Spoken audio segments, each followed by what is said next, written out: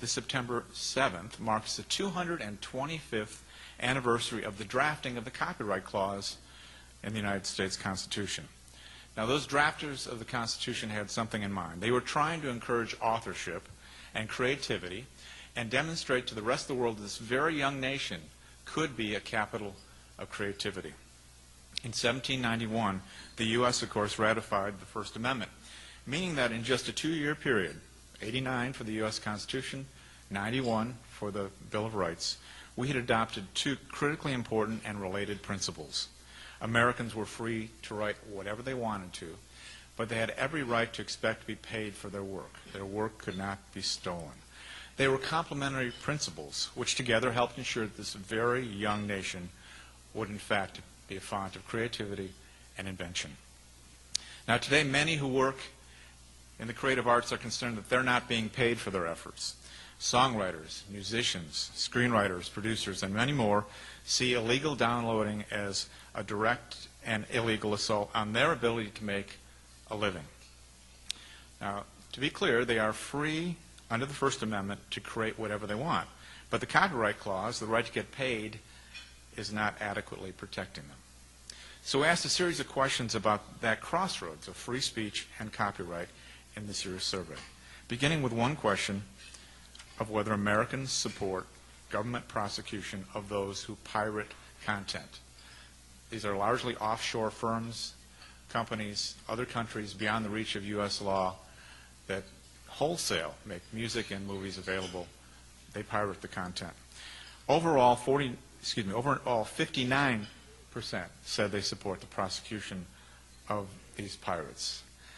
The number holds steady across every single age group except one, 18 to 24. You know who you are.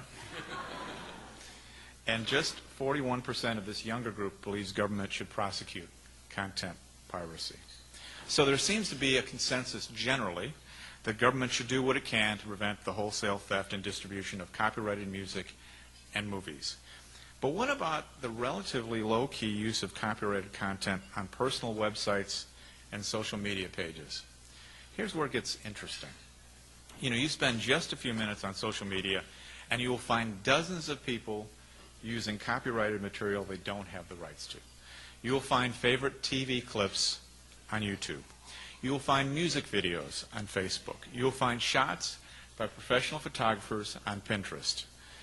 Technically, most of these are copyright violations.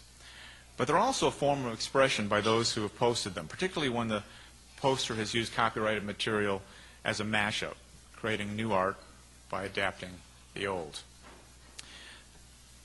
Those surveyed this year saw a clear distinction between using that copyrighted material for personal purposes and using it for profit.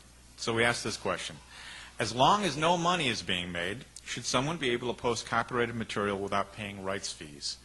That turns out to be a very close question in America, with 46% saying that that's okay, even if the material is copyrighted. 42% disagree. That view shifts pretty dramatically when people are using copyrighted material for profit. Almost 2 out of 3, 64%, say you can't make a buck off somebody else's copyrighted material.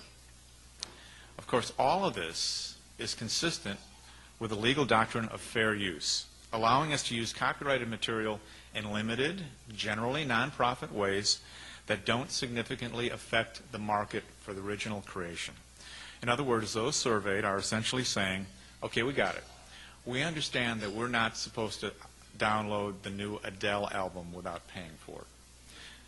But don't tell us that we can't post our wedding video dancing to Adele's song on YouTube. It's an important distinction.